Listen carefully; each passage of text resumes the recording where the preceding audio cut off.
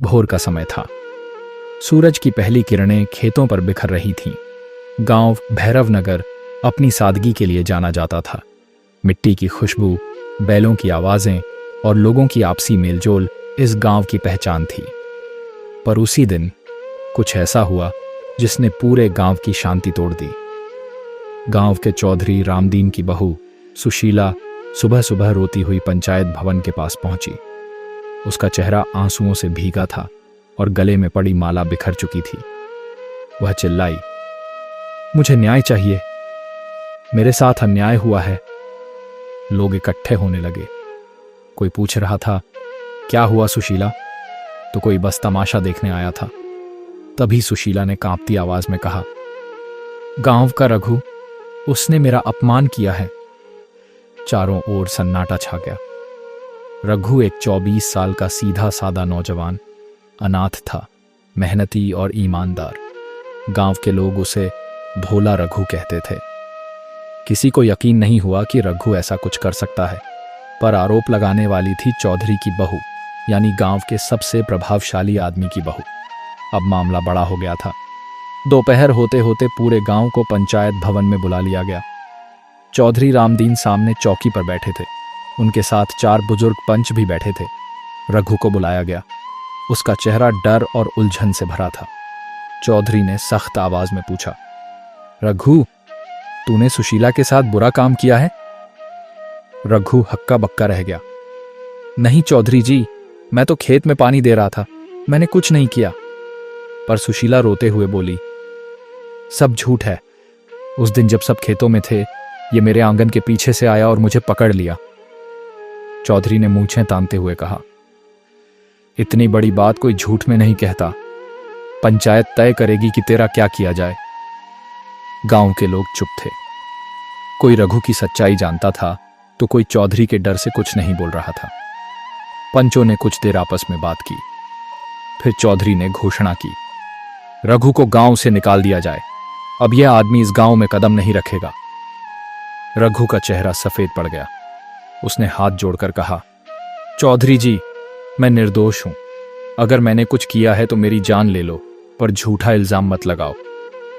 पर पंचायत का फैसला हो चुका था। रघु को गांव छोड़ना पड़ा। उसके कदम मिट्टी में धंसते जा रहे थे, जैसे जमीन भी उसकी बेगुनाही पर रो रही हो। दिन बीतते गए। रघु के जाने के बाद गांव में एक अजीब सी शांति थी, पर वो शांति डर से उपजी थी। चौधरी के घर में सब सामान्य दिख रहा था, पर सुशीला अंदर ही अंदर टूट चुकी थी। हर रात उसे एक अपराध बोध खाता था।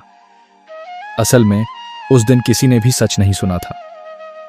सच्चाई यह थी कि चौधरी का छोटा बेटा गोपाल ही सुशीला के कमरे में आया था।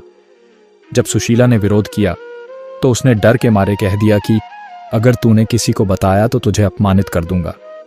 सुशीला ने डर कर रघु का नाम ले लिया, क्योंकि उसी दिन रघु पास के खेत में काम कर रहा था। उस वक्त झूठ बोलना उसे आसान लगा, पर अब वो झूठ उसके अंदर आग की तरह जलने लगा था। रघु गांव से दूर शहर के पास एक फैक्ट्री में काम करने लगा।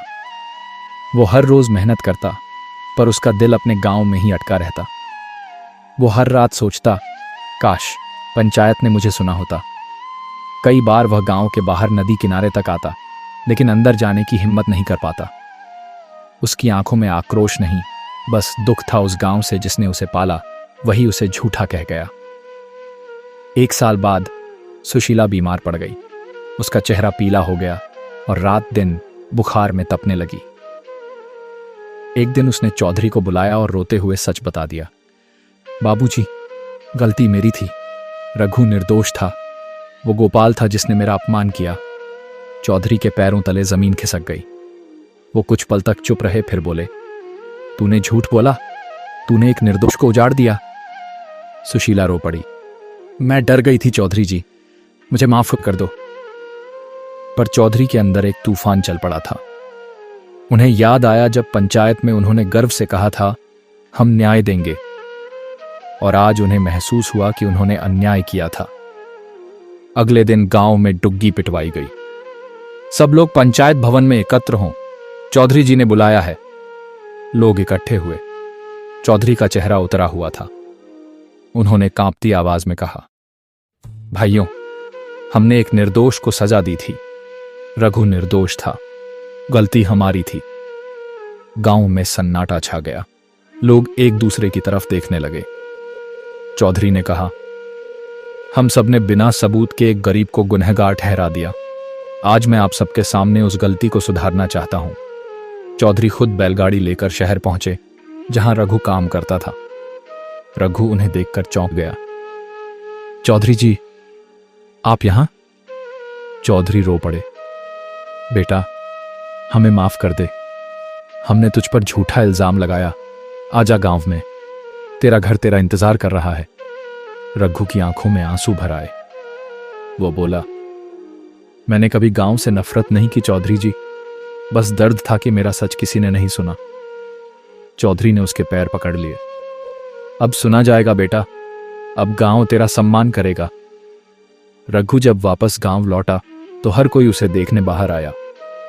गांव की गलियों में बच्चों ने फूल फेंके। चौधरी ने सबके सामने घोषणा की, आज से रघु को पंचायत का सदस्य बनाया जाता है ताकि आगे किसी निर्दोष को गलत सजा न मिले।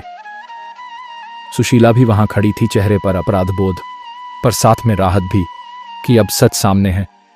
उसने रघु से हाथ जोड़कर कहा, मुझे माफ कर दो, मैंने डर के मारे झूठ बोला था। रघु मुस्कुराया और बोला, गलती इंसान से होती है, पर अगर उसका पछतावा सच्चा हो तो माफी खुद भगवान दे देते हैं। भैरव नगर की पंचायत अब पहले जैसी नहीं रही। अब हर फैसले से पहले सबूत देखे जाते, सबकी बात सुनी जाती। लोग कहते हैं, जिस गांव ने अपनी गलती मान ली वहां इंसाफ मर नहीं सकता। रघु फिर से खेतों में काम करने लगा और गांव में उसका सम्मान पहले से बढ़ गया। उसके नाम से ही एक छोटा स्कूल खोला गया, सत्य ज्योति विद्यालय, जहां बच्चे सच बोलने और न्याय करने की शिक्षा लेते। कभी कभी सामाजिक डर और झूठे सम्मान के कारण हम किसी निर्दोष को दोषी ठहरा देते हैं, पर सच्चा इंसाफ वही है जहां हर आवाज सुनी जाए, चाहे वो कमजोरी ही क्यों ना हो, क्योंकि एक गलत सजा पूरे समाज के दिल पर एक स्थायी दाग छोड़ जाती है।